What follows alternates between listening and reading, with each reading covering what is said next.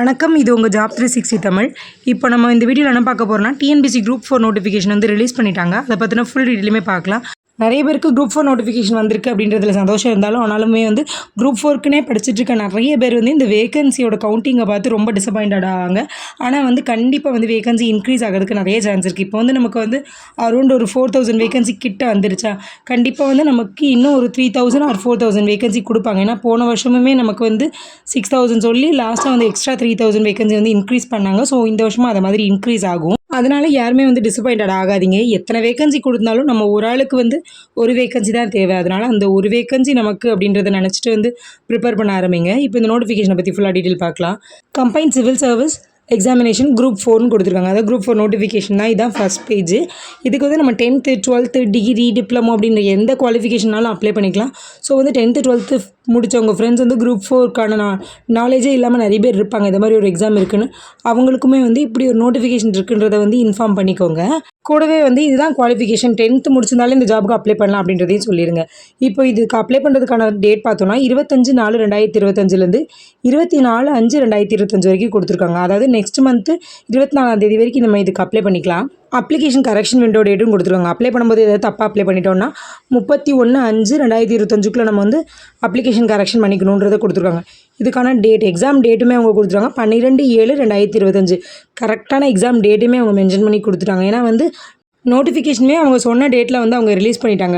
Vacancy எவ்வளோ கம்மியாக இருந்தாலும் நோட்டிஃபிகேஷன் அவங்க சொன்ன டேட்லேயே ரிலீஸ் பண்ணதுனால கண்டிப்பாக எக்ஸாமுமே அவங்க சொன்ன டேட்லேயே வச்சுருவாங்க. நெக்ஸ்ட்டு இந்த வேகன்சி வந்து எவ்வளோ வேகன்சி, என்னென்ன விதமான போஸ்ட்டுக்கு எவ்வளோ வேகன்சின்றதை பார்க்கலாம். இப்போ வந்து வில்லேஜ் விஏஓக்கு வந்துன்னு பார்த்தோன்னா 215 வேகன்சியும், ஜூனியர் அசிஸ்டண்ட்டுக்கு 1621 வேகன்சியும் கொடுத்துருக்காங்க. குறிப்பிட்ட வேகன்சி மட்டும் தான் வந்து நிறைய இன்க்ரீஸ் பண்ணி கொடுத்துருக்காங்க. ஏன்னா வந்து 3400 சம்திங் வேகன்சி தானே, அதனால் வந்து குறிப்பிட்ட வேகன்சி வந்து ஹை வேகன்சியில் கொடுத்துருக்காங்க. ஸோ அந்த வேகன்சிக்கெலாம் அப்ளை பண்ணுறதுக்கு உங்களுக்கான குவாலிஃபிகேஷன் இருக்கா அப்படின்றத பார்த்துக்கோங்க. இதுக்கான குவாலிஃபிகேஷனுமே ஒவ்வொரு ஜாபுக்கும் வந்து என்னென்ன குவாலிஃபிகேஷன்றதுமே நான் இந்த வீடியோவில் உங்களுக்கு சொல்கிறேன். இப்போ எக்ஸாம்பிளுக்கு வந்து டைப்பிஸ்ட் பார்த்தோன்னா டைப்பிஸ்ட்டுக்கு வந்து 1099 வேகன்சி கொடுத்துருக்காங்க. பட் வந்து இது வந்து 10th முடிச்சுட்டு டைப்பிங் முடிச்சவங்க மட்டும் தான் இதுக்கு அப்ளை பண்ண முடியும். ஸோ அதை மாதிரி ஒவ்வொரு குவாலிஃபிகேஷன் வந்து ஒவ்வொரு ஜாபுக்கு இருக்குது. அதெல்லாம் தெளிவாக பார்க்கலாம். கூடவே இந்த ஃபாரஸ்ட்லேருந்து கொடுத்துருக்க எல்லா ஜாபுக்குமே வந்து ஃபிசிக்கல் இருக்குன்றதை கொடுத்துருக்காங்க. ஃபிசிக்கல் மெஷர்மெண்ட் மட்டும் இருக்கும். அது கூடவே வந்து அவங்க மெடிக்கலும் செக் பண்ணுவாங்க. மற்ற எந்த ஜாபுக்குமே ஃபிசிக்கலோ மெடிக்கலோ எதுவுமே கிடையாது. நெக்ஸ்ட்டு ஏஜ் லிமிட்டை பொறுத்தளவுக்கு விஏஓக்கு வந்து 21 வயசு கம்ப்ளீட் இருந்தால் அப்ளை பண்ணலாம். யாருன்னு பார்த்தோன்னா யூஆர் கேண்டிடேட்டை சேர்ந்தவங்க வந்து விஏஓக்கு வந்து 21 வயசு இருந்தால் அப்ளை பண்ணிக்கலாம். மற்ற எல்லா ஜாபுக்குமே வந்து 18 வயசுலேருந்து 32 வயசு வரைக்கும் இருக்கவங்க அப்ளை பண்ணிக்கலாம். பிடபிள்யூடி கேண்டிடேட்னு பார்த்தோன்னா 42 வயசு வரைக்கும், எக்ஸ் சர்வீஸ்மேன் வந்து 50 வயசு வரைக்கும் அப்ளை பண்ணிக்கலாம். அதே வந்து டிஸ்ட்ரிபியூட்டர் விடோன்னு பார்த்தோன்னா 37 வயசு வரைக்கும் இருக்கவங்க அப்ளை பண்ணிக்கலாம். மற்றபடி பிசி முஸ்லீம், எஸ்சி எஸ்டி அவங்களுக்குலாம் வந்து தனியாக வந்து ஏஜ் லிமிட் கொடுத்துருக்காங்க. அதில் விஏஓக்கு வந்து 21 வயசு வந்து கம்ப்ளீட் ஆகிருந்தாலும் 42 வயசு வரைக்கும் இருக்கவங்க அப்ளை பண்ணிக்கலாம். அது மட்டும் இல்லாமல் விஏஓ தவிர்த்துட்டு மற்ற எல்லா கம்யூனிட்டிக்குமே வந்து 18 வயசுலேருந்து நம்ம அப்ளை பண்ண ஆரம்பிக்கலாம். அதிகபட்சமான ஏஜ் லிமிட்னு பார்த்தோம்னா 42 வயசு வரைக்கும் இருக்கவங்க அப்ளை பண்ணிக்கலாம். அதே இது வந்து பிடபிள்யூடி கேண்டிடேட் வந்து 52 வயசு வரைக்கும், எக்ஸ் சர்வீஸ்மேனுக்கு வந்து 55 வயசு வரைக்கும், விடோ வந்து 37 வயசு வரைக்குமே அப்ளை பண்ணிக்கலான்றதை கொடுத்துருக்காங்க. ஸோ உங்கள் கம்யூனிட்டிக்கு ஏற்றாப்புல வந்து ஏஜ் லிமிட் கொடுத்துருக்காங்க. அப்ளை பண்ணுறதுக்கு முன்னாடி நீங்கள் எந்த ஜாபுக்கு அப்ளை பண்ண போகிறீங்க, அந்த ஜாப்க்கான ஏஜ் லிமிட் உங்கள் கம்யூனிட்டி வைஸில் எவ்வளோ கொடுத்துருக்காங்க அப்படின்றதெல்லாம் தெளிவாக ரீட் பண்ணிக்கோங்க. அப்படி இல்லைனா உங்களுக்கு அப்ளை பண்ணும்போது ஏதாவது டவுட் இருந்துச்சுன்னா நீங்கள் கமெண்ட் பண்ணி கேளுங்க, நான் அதுக்கு வந்து ரிப்ளை பண்ணுறேன். நெக்ஸ்ட் எஜுகேஷன் குவாலிஃபிகேஷனை பொறுத்தளவுக்கு 6 சீரியல் நம்பரில் கொடுத்துருக்காங்களா, அந்த எல்லா ஜாபுக்குமே வந்து நீங்கள் குறைந்தது வந்து 10th முடிச்சிருந்தாலே போதும். 10th தாண்டி நீங்கள் வந்து டிப்ளமோ டிகிரி அப்படின்னு எது படிச்சிருந்தாலும் ஓகே. ஆனால் வந்து மினிமம் வந்து 10th முடிச்சிருக்கணும். மேக்ஸிமம் வந்து உங்களோட எஜுகேஷன் குவாலிஃபிகேஷன் எதாக இருந்தாலும் ஓகே தான் கொடுத்துருக்காங்க. ஸோ வந்து சீரியல் நம்பர் 6 வரைக்கும் இருக்கிற ஜாபுக்கு எல்லாமே விஏஓ வந்து ஜூனியர் அசிஸ்டன்ட் எல்லாத்துக்குமே 6 இருக்கிற ஜாபுக்குமே வந்து நீங்கள் 10thலேருந்து காலேஜ் வரைக்கும் முடிச்சிருந்தாலே ஓகே அப்படின்றத கொடுத்துருக்காங்க.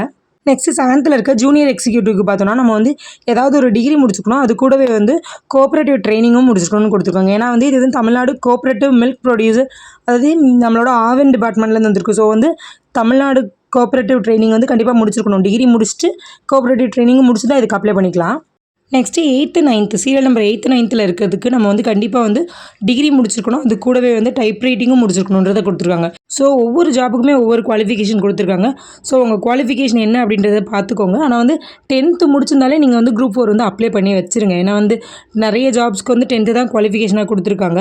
ஸோ வந்து 10th தான் முடிச்சிருக்கேன், இதில் வந்து நிறைய குவாலிஃபிகேஷன் கேட்டிருக்காங்க ஒவ்வொரு ஜாபுக்கும் அப்படின்றதெல்லாம் யோசிக்காதீங்க.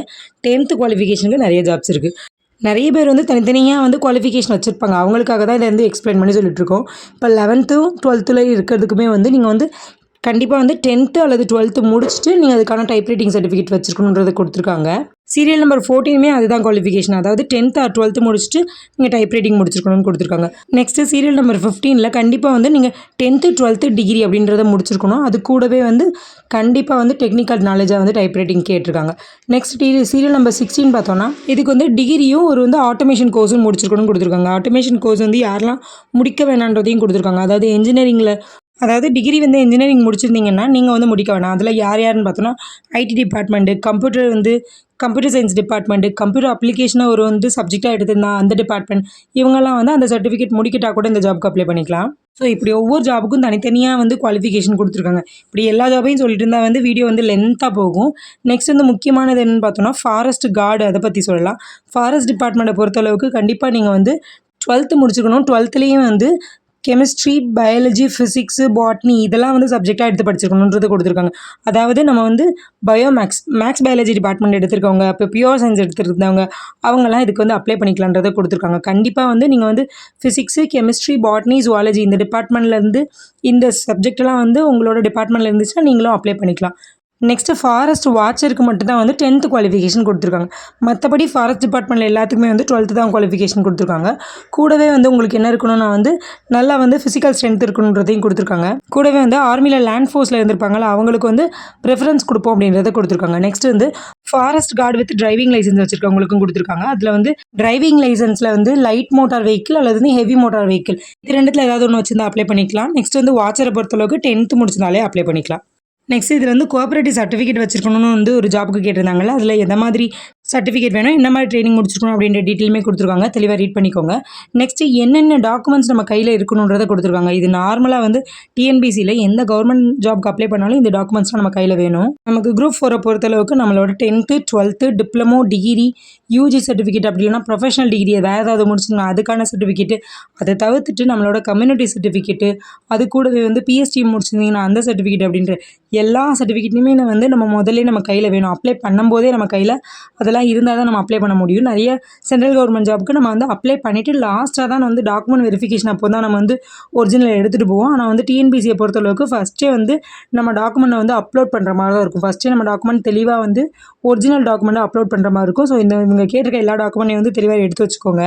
எதுக்காக இப்படி கொடுத்துருக்காங்கன்னா, ஏன்னா வந்து நிறைய பேர் டிஎன்பிசி குரூப் 4 குரூப் 2க்குலாம் அப்ளை பண்ண போகிறவங்க வந்து அப்போ தான் வந்து டைப்ரைட்டிங் கிளாஸே ஜாயின் பண்ணியிருப்பாங்க. ஏன்னா வந்து எக்ஸாம் வரும்போது அப்படி இல்லைனா வந்து நான் செலக்ட் ஆகிட்டோன்ற பட்சத்தில் நம்ம அப்போ போய் சர்டிஃபிகேட் கொடுத்துக்கலாம் அப்படின்ற யாரும் அப்படி பண்ணிடக்கூடாது. அதனால தான் வந்து ஃபஸ்ட்டே அவங்க ஷார்ட் ஹேண்டாக இருந்தாலும் சரி அப்படி இல்லைனா வந்து டைப்ரைட்டிங் சர்டிஃபிகேட்டாக இருந்தாலும் சரி அப்லோட் பண்ணிடணும். நம்ம அப்ளிகேஷன் ஃபார்ம் வந்து எப்போ அப்ளை பண்ணுறோமோ அப்போவே நமக்கான சர்டிஃபிகேட்லாம் அப்லோட் பண்ண சொல்லிடுவாங்க. ஸோ இப்போ தான் நான் வந்து டைப்ரைட்டிங் ஜாயின் பண்ணியிருக்கேன், நான் வந்து டைப்ரைட்டிங்க்கான ஜாபுக்கெலாம் வந்து அப்ளை பண்ணலாமான்னா அப்ளை பண்ண முடியாது. உங்கள் கையில் சர்டிஃபிகேட் இருக்கணும். லோயர் ஹையர் சர்டிஃபிகேட் இருக்கணும். ஷார்ட் ஹேண்ட் கேட்டிருக்க ஜாபுக்கு வந்து ஷார்ட் ஹேண்ட் சர்டிஃபிகேட்லாம் இருந்ததுன்னா மட்டும்தான் அதுக்கான குவாலிஃபிகேஷன் உங்கள் கையில் இருக்குன்றது அர்த்தம். நெக்ஸ்ட் இந்த நோட்டிஃபிகேஷனில் கொடுத்துருக்க ஃபாரஸ்ட் ஜாபுக்கான மெடிக்கல் அண்ட் ஃபிசிக்கல் மெஷர்மெண்ட்ஸ் தான் கொடுத்துருக்காங்க.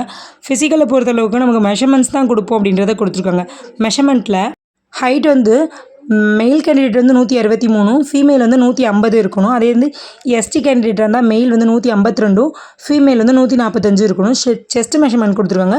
செஸ்ட் மெஷர்மெண்ட் வந்து ஃபீமேலுக்கும் கொடுத்துருக்காங்க, மெயிலுக்கும் கொடுத்துருக்காங்க. ஃபீமேலை பொறுத்தளவுக்கு வந்து 74, மெயில் கேண்டிடேட்டுக்கு வந்து 79 இருக்கணும். எக்ஸ்பேன்ஷன் வந்து ரெண்டுத்துக்குமே வந்து எக்ஸ்ட்ரா 5 கொடுத்துருக்காங்க. நெக்ஸ்ட்டு மெடிக்கலுக்கான மெஷர்மெண்ட் கொடுத்துருக்காங்க. கிட்டப்பார்வை தூரப்பார்வை கொடுத்துருக்காங்க. கிட்டப்பார்வை பொறுத்தளவுக்கு வந்து 0.5 இருக்கணும். தூரப்பார்வை பொறுத்தளவுக்கு வந்து 6/6 இருக்கணுன்றதை கொடுத்துருக்காங்க. நெக்ஸ்ட்டு வந்து ஜென்ரல் நாலேஜ் இன் தமிழ், அதாவது நமக்கு வந்து கண்டிப்பாக வந்து இது வைப்பாங்க தகுதி தேர்வு, தமிழ் தகுதி தேர்வு இருக்கும். ஸோ வந்து நமக்கு தமிழில் நாலேஜ் இருக்கணுன்றதை கொடுத்துருக்காங்க. நெக்ஸ்ட்டு ஸ்போர்ட்ஸ்மேனுக்கான கோட்டாஸ் பற்றி கொடுத்துருக்காங்க. இதெல்லாம் வந்து ஸ்போர்ட்ஸ்மேனாக இருந்தீங்கன்னா நீங்கள் தெளிவாக ரீட் பண்ணிக்கோங்க. நெக்ஸ்ட்டு இந்த எக்ஸாமுக்கான எக்ஸாம் பேட்டர்ன் கொடுத்துருக்காங்க. இதுதான் இந்த நோட்டிஃபிகேஷனில் ரொம்ப முக்கியமான பார்ட்டு. இப்போ வந்து நமக்கு part A, part B, part சின்னு இருக்கும். ஒரே எக்ஸாமாக தான் நடக்கும். காலையில் மட்டும் தான் நடக்க போகுது. இதில் நமக்கு Tamil, general studies, maths and reasonings இருக்கும். தமிழை பொறுத்தளவுக்கு 100 கொஷின் 150 மார்க்குக்கும், general studies, maths and reasonings வந்து அது டோட்டலாக 100 கொஷின்ஸ் 150 மார்க்குக்கும் இருக்கும். டோட்டல் டியூரேஷன் பார்த்தோன்னா நமக்கு வந்து 3 hours எக்ஸாம் இருக்கும் அப்படின்றத கொடுத்துருக்காங்க. அதுக்கப்புறம் வந்து இது கண்டிப்பாக ஓஎம்ஆரில் மட்டும்தான் வந்து எக்ஸாம் எழுதுகிற மாதிரி இருக்கும். அப்ஜெக்டிவ் டைப் தான், அதாவது 1 word மாதிரி தான் இருக்குன்றதை கொடுத்துருக்காங்க. ஓஎம்ஆரில் ஷேட் பண்ணுற மாதிரி தான் இருக்கும். ஒரு தடவை நீங்கள் ஷேட் பண்ணிட்டீங்கன்னா திரும்ப வந்து ஷேட் பண்ண முடியாது. ஸோ வந்து ஒவ்வொரு தடவை வந்து ஷேட் பண்ணும்போதும் பார்த்து ஷேட் பண்ணிக்கோங்க. நெக்ஸ்ட்டு எக்ஸாமினேஷன் சென்டர்ஸ் கொடுத்துருக்காங்க.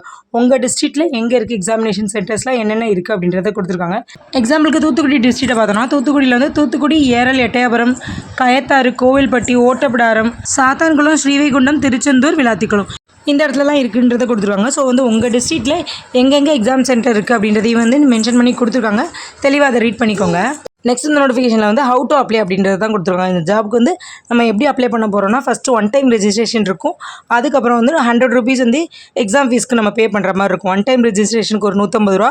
ஃபஸ்ட் டைம் வந்து 3 தடவை வந்து நமக்கு வந்து ஃப்ரீயாக வந்து அப்ளை பண்ணிக்கலாம். அதுக்கப்புறமும் நீங்கள் அப்ளை பண்ணுறீங்க அப்படின்ற பட்சத்தில் தான் நமக்கு வந்து 100 rupees கேட்பாங்க.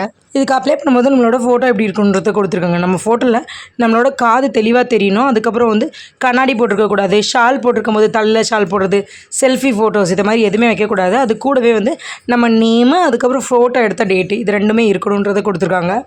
நெக்ஸ்ட் இதில் நீங்கள் அப்ளை பண்ணிட்டீங்க. ஆனால் வந்து ஏதாவது ஒரு டீட்டெயில் வந்து நம்ம அப்ளை பண்ணதுக்கப்புறம் நம்ம வந்து நமக்கான அப்ளிகேஷன் ஃபார்மை வந்து டவுன்லோட் பண்ணி எடுப்போம். அதில் நம்ம ரீட் பண்ணி பார்க்கும்போது நமக்கு ஏதாவது தவறாக தெரிஞ்சதுன்னா அதை நீங்கள் கரெக்ஷன் பண்ணிக்கலாம். அந்த கரெக்ஷனுக்கான டேட்டுமே கரெக்ஷன் விண்டோன்னு கொடுத்துருக்காங்க. அதில் வந்து நீங்கள் கரெக்ஷன் பண்ணிக்கலாம் அப்படின்ற டீட்டெயில் தான் இதில் கொடுத்துருக்காங்க. அவ்வளோதான் இந்த நோட்டிஃபிகேஷனை பொறுத்தளவுக்கு. இதுக்கான ஏஜ் லிமிட் என்ன, எஜுகேஷன் குவாலிஃபிகேஷன் என்ன, சேலரி எவ்வளோ இருக்கும் அப்படின்ற எல்லா டீட்டெயிலுமே பார்த்தாச்சு. இதில் உங்களுக்கு ஏதாவது சந்தேகங்கள் இருந்துச்சுன்னா நீங்கள் கமெண்ட் பண்ணி கேளுங்க. அப்படி இல்லைனா இந்த குரூப் 4 நோட்டிஃபிகேஷனை பற்றி உங்களுக்கு வேறு ஏதாவது சந்தேகங்கள் இருந்துச்சுன்னா நீங்கள் கமெண்ட்டில் கேளுங்க. நான் அதுக்குமே ரிப்ளை பண்ணுறேன். இந்த ஜாபுக்கு எப்படி அப்ளை பண்ணணுன்றதுல சந்தேகங்கள் இருந்துச்சுன்னா, அப்ளை பண்ணும்போது ஏதாவது டவுட் இருந்துச்சுனாலும் நீங்கள் கமெண்ட்டில் கேளுங்க. ஸோ உங்கள் ஃப்ரெண்ட்ஸ் அண்ட் ஃபேமிலி மெம்பர்ஸ் யாராவது வந்து 10th 12th காலேஜ் டிப்ளமோ இதெல்லாம் முடிச்சுட்டு வந்து கவர்மெண்ட் எக்ஸாம்ஸ்க்கு ட்ரை பண்ணிட்டு இருந்தாங்க. அவங்கக்கிட்டே வந்து இந்த மாதிரி குரூப் 4 நோட்டிஃபிகேஷன் வந்துருச்சு அப்படின்றதையும் வந்து இன்ஃபார்ம் பண்ணுங்கள். ஏன்னா வந்து குரூப் 4 எக்ஸாமை பொறுத்தளவுக்கு நமக்கு வந்து ஒரே ஒரு எக்ஸாம் தான், இன்டர்வியூ எதுவுமே கிடையாது. மற்றபடி வந்து கவர்மெண்ட் ஜாப்ஸ் எல்லாமே நமக்கு வந்து ப்ரிலிம்ஸு, மெயின்ஸு, இன்டர்வியூ அப்படின்ற நிறைய ப்ராசஸ் இருக்கும். குரூப் 4 பொறுத்தளவுக்கு நமக்கு ஒரே ஒரு எக்ஸாம் மட்டும் தான், சிங்கிள் எக்ஸாம் மட்டும் தான். ஸோ வந்து ரொம்ப ஈஸியாகவும் இருக்கும். 10th வரைக்கும் தான் குவாலிஃபிகேஷனாக கொடுத்துருக்காங்க. நமக்கு சிலபஸை பொறுத்தளவுக்கு 10th தான் கொடுத்துருக்காங்க. ஸோ வந்து 6th to 10th புக்ஸு படித்தாலே இந்த ஜாபுக்கு வந்து நம்ம வந்து ஈஸியாக செலக்ட் ஆகிடலாம். அதனால் 10th குவாலிஃபிகேஷனில் இருக்க எல்லாருமே வந்து இதுக்கு அப்ளை பண்ணிக்கோங்க. இதை மாதிரி யூஸ்ஃபுல்லான ஜாப் நோட்டிஃபிகேஷன் பார்க்கறதுக்கு நம்ம சேனலை சப்ஸ்கிரைப் பண்ணிக்கோங்க. உங்கள் குவாலிஃபிகேஷனுக்கு ஏற்றாப்புல ஜாப் நோட்டிஃபிகேஷன் வந்துச்சுன்னா அதையுமே நான் வந்து வீடியோ மேக் பண்ணி போடுறேன். அதையும் தெரிஞ்சுக்கலாம். நம்ம சேனலை சப்ஸ்கிரைப் பண்ணிவிட்டு கூடவே பெல் ஐக்கானில் ஆல் செட் பண்ணி வச்சுக்கோங்க. அப்போ தான் நான் போடுறேன் அடுத்தடுத்த அப்டேட்டான ஜாப் நோட்டிஃபிகேஷன் வீடியோ உங்களுக்கும் வரும். இனிமேல் வந்து குரூப் 4லேருந்து அடுத்தடுத்த அப்டேட்ஸ் வந்து கொடுத்துட்டே இருப்பாங்க. ஏன்னா வந்து பிஎஸ்டிஎம் சர்டிஃபிகேட் வந்து என்ன ஃபார்மேட்டில் இருக்கணும், யார் யார் வந்து பிஎஸ்டிஎம்க்கு குவாலிஃபை ஆகுவீங்க அப்படின்ற எல்லா டீட்டெயிலுமே வந்து அடுத்தடுத்த அப்டேட்டாக கொடுத்துட்டே இருப்பாங்க. அதெல்லாம் தெரிஞ்சுக்கணுன்னா நம்ம சேனலையும் சப்ஸ்கிரைப் பண்ணி வச்சுக்கோங்க. நான் அப்போ வந்து அது வரும்போதுமே வீடியோ மேக் பண்ணி போடுறேன். வீடியோ யூஸ்ஃபுல்லாக இருந்துச்சுன்னா ஒரு லைக் பண்ணிக்கோங்க. தேங்க்யூ.